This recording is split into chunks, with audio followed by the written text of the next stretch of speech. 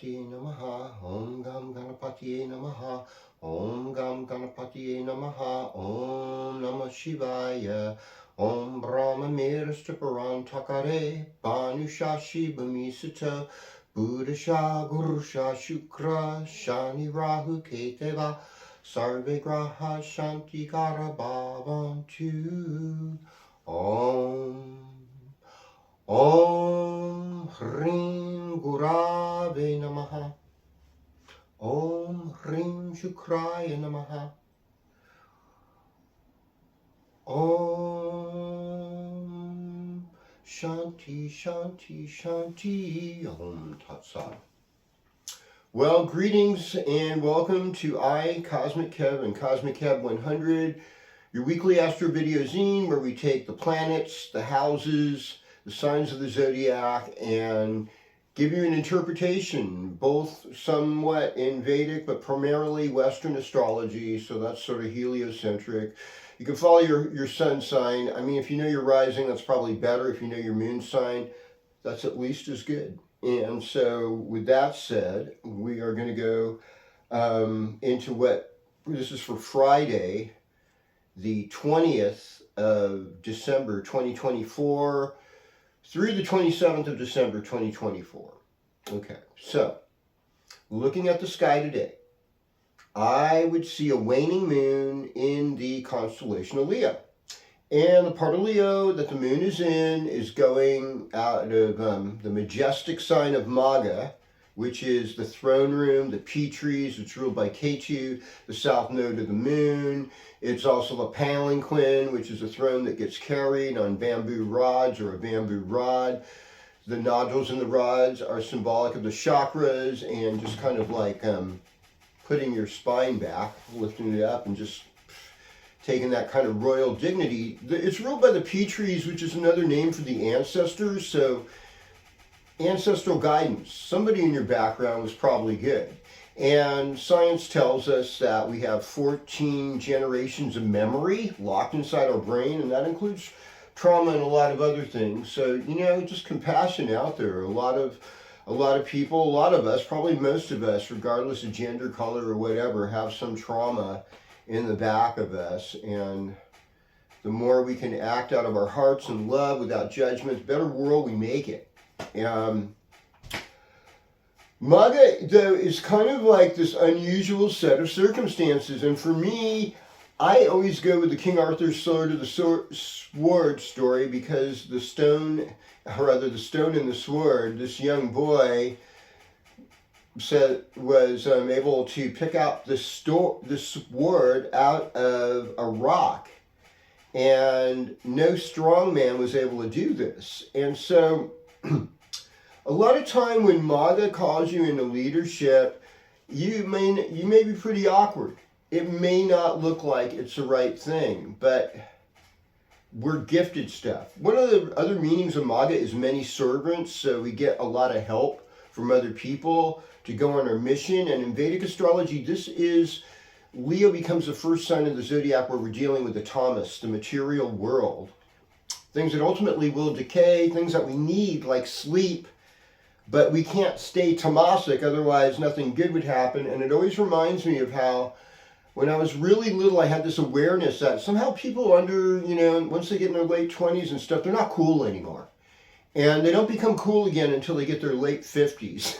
And it's like, why is this? Well, when you're dealing with all these worldly concerns on your shoulders, it's really hard to be radiant. And I know a lot of you are in that, are somewhere between 28 and 58, and you're rocking it, and so don't worry. But there's a lot of stuff to do. And then once you get a little older than that, you realize just how much BS the whole thing was, and that ultimately we're here just to love and release and to let go. And that's my little word for today. Now, later on today, the moon goes into Purva Falguni, so probably by the evening, and Purva Falguni is ruled by Venus, and it's really like the entertainment division of Leo. It's sort of like the Bill Graham, presents department. It's about storytelling, it's about the fireplace and the hearth, And it's about really celebrating life. I'm the hammock, recreating. This is another part of the expression of Leo. And so we've got K2 in the morning, and that's sort of like healing and allowing yourself to receive the gifts. And then, later on it's work with the gifts. And then on Sunday, it's going to be, by Sunday night, by Saturday night, Sunday, it'll be Uttara Falguni to Hasta. And so, it'll be more works, more service, more things to perform and do. Okay. All right. Now, this is funny. We've got Aries in the first house, and the north node of the moon is there. And the north node of the moon is sort of like the head without the body. It kind of represents desires, but desires fulfilled in unconventional ways. It's innovative, and sometimes it's like cheeky. It's cheating, or it's a smokescreen. And, so there's probably been people in your life this year, if you're Aries rising, Aries moon, Aries sun, that have been kind of like a smokescreen, that they're exuding. So that's just something to look at, to think about. Uranus is in the second house. It's almost like you surprised yourself. I can't believe I said that. Moon in Virgo this weekend, going into Libra, I believe on Sunday, Sunday at 11:08 a.m. Moon goes into Libra in Western astrology. So, there'll be like kind of Sunday afternoon, evening, could be a little bit romantic for you, Aries, and probably you get another chance on Monday too, even Tuesday. Greetings, Taurus. Welcome to your horoscope. So Venus is still in Aquarius, so it's all about how you work. And it's all about how you present yourself. And it's like, present the best stuff. If you got a social media thing, just focus on the good, focus on the positive, kind of leave vitriol, anger at your disappointment with political parties or whatever is happening, more or less out of the equation, unless you have a really positive, helpful solution. And I think that's what's like really lacking is, because as soon as you have a solution or you say this person's good, you'll see how many attacks that person gets. But if you say someone's bad, people will just mostly agree with you and not defend them. So it's a weird psychology, and I just think we do better if we be supporting each other rather than wasting time tearing each other down, there's a saying, Jesus said, whatsoever you do to the least of my brethren, that you do unto me. And then Siddhartha Buddha said, everyone's a Buddha, and basically it's like the same story, whatever you're doing to anyone, you're basically doing it to God. And so that's it, and you're in the public, so that's your karma.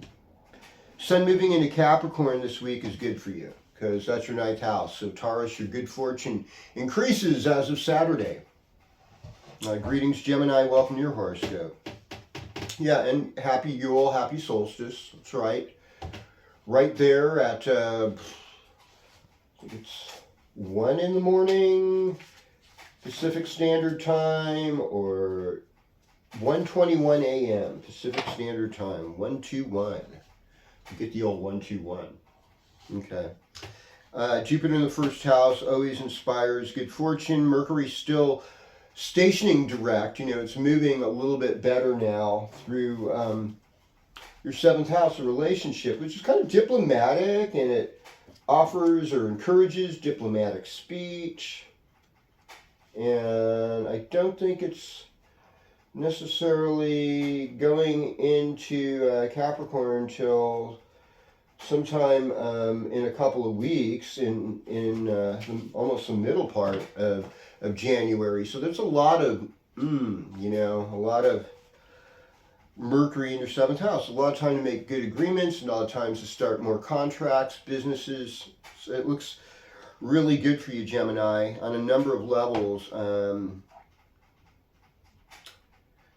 Sun in Capricorn, it's other people's power. So by empowering other people, you're going to be able to empower yourself. So don't take it personal. This may not be your time completely, but other people can help you. Greetings, Cancer. Welcome to your horoscope. So, Cancer is a partnership sign to Capricorn. So you're entering into this season where romance is more possible, starting your own business is more possible, more focus on working out your relationships. Now we start out the moon in Virgo. That is your communication. And then I could see how Sunday night, Monday, and Tuesday could be spent home decorating, and then Christmas Eve, Christmas is all about the kids, the family, the fifth house for you. So totally makes sense, darling.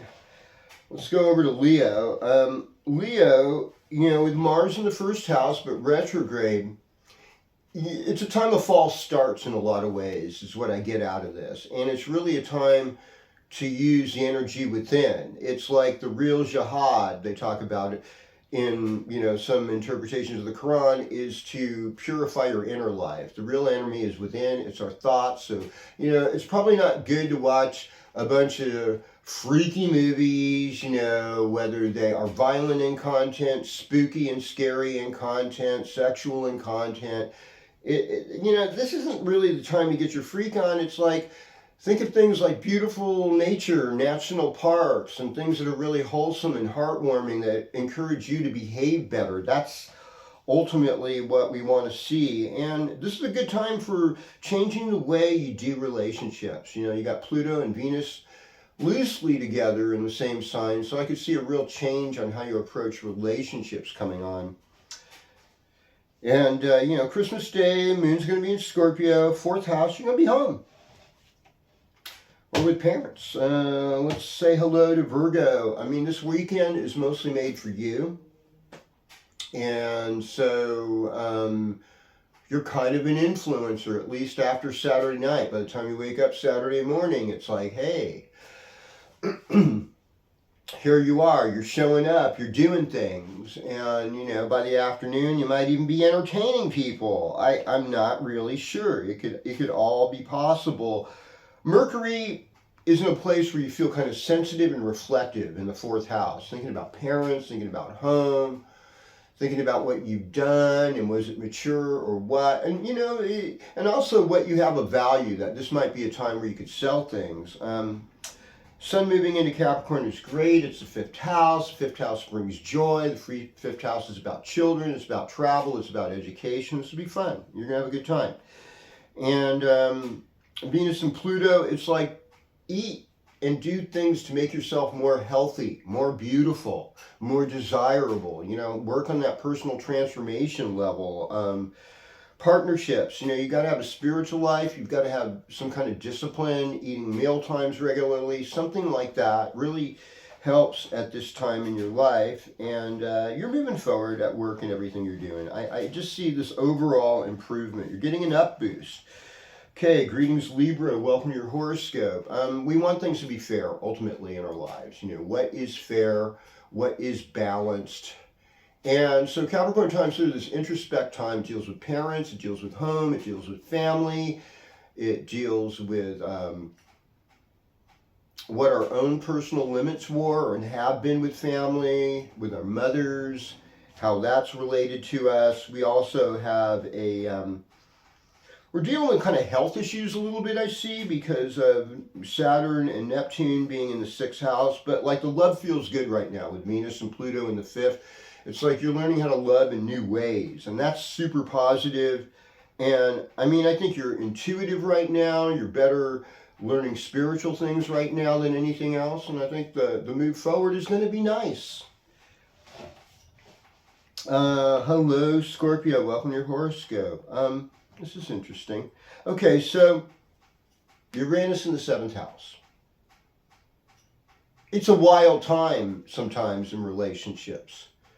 But it's also something where it's like we have to learn eventually how to have a higher love smarter. I don't know how you can be in your heart smarter, but it's like electric love and electrifying, getting yourself maybe more technologically savvy at work and all that kind of thing. But really, I mean, Mars and Leo, it's like you're showing you've got some strength, even if it is retrograde. It's like inner strength. You might be a little more introspective at work. You might be just like, I need to, pull back a little bit. You have a lot to share right now, Scorpio. Mercury in the second house, and with the sun in the third house, it's also about communication. So there's a lot of knowledge coming to you, but it's like really good to kind of hold back. There's a lot of deep changes in your personal life, thinking about home. I know for myself personally, it's going to be my first Christmas without my mother. And, those type of things. Anything in the fourth house can be about your mom. And it's also nicing up the house, transforming things. I have to change it up a little bit, and dealing with your children's needs and your creative needs, and ultimately allowing other people to help you. It's a really great social weekend. It pretty much feels good, and you're gonna reap some nice rewards that way. Well. Greetings, Sagittarius. Welcome to your horoscope. Jupiter's the seventh house. Still a good time for relationships. It's a good time for your business. It's a good time for a lot of things. Now, Capricorn now, it's like the heat is off you. You're not as much in the spotlight. Capricorn reflects your second house, which is how you eat, the words you say, what's going on with your neck, your face, family, your values. And generally, what's your values? And what was it like growing up between 6 and 14, those years where you were told who you were, what you were, all this stuff? That may not have really that much relevance, but you carry it a little bit, kind of like a burden, kind of like a weight. And a lot of times the second house is just overemphasized for making money and material things, but it really doesn't talk about kind of like that shadow it has with the eighth house. It's like stuff happens to us in our families even, and it's not always within our control. So, but the weekend looks like you're on your game. Performance looks good. Greetings, Capricorn, and happy Yule, happy Hanukkah, Merry Christmas, everyone. I just want you to have the best holidays. I like to say it all. Happy Kwanza, because this is all happening this week. And I just want everybody happy, ultimately. I want people to delight in the will of the Creator, and that being a place of loving heart openness. Not open to negativity and, the deception and the ego stuff, but open to be a more loving person that can do the will of their divine parents, and in a good way. So, you might be changing a little bit the way you communicate. You might be changing the way you relate to family members with Pluto and Venus in the second house, Saturn in the third, and with Neptune. It's like, how do I incorporate my spiritual discipline among my siblings, among old friends, among the way I communicate? And what's my library look like? What am I learning about? What kind of information am I taking in? And, Mars in the eighth house, you might feel like other people have given you intense attacks, or there's a sense of agitation. There's a lot of curiosity in the occult and spiritual stuff. Ultimately, this weekend looks fun. It looks good. The moon looks good. You can improve your relationship with your father and teachers. Later on in the week, you'll be performing, making things nice at work, and then ultimately, being able to socialize with your people. Greetings, Aquarius, and welcome to your horoscope. So, here we are with Pluto, Venus, Mars, all in the seventh house. No. Pluto and Venus are looking at Mars in the seventh house. Okay, yeah, they're in a drishti. So Pluto and Venus in the first house makes you kind of sexy, really, and gives you a lot more insights than you normally have. And sometimes you just have to trust those insights. And also just being able to deliver them in a way that has humor and vulnerability, in a way that people can respect and feel safe entering into it. A lot of people will believe lies because a whole group of people believe them, and I'm probably one of these people too, to some extent. I don't always know for sure. And I know there's safety in the group, but I never liked the big group, because it's just so boring. I like the intimacy of a little group.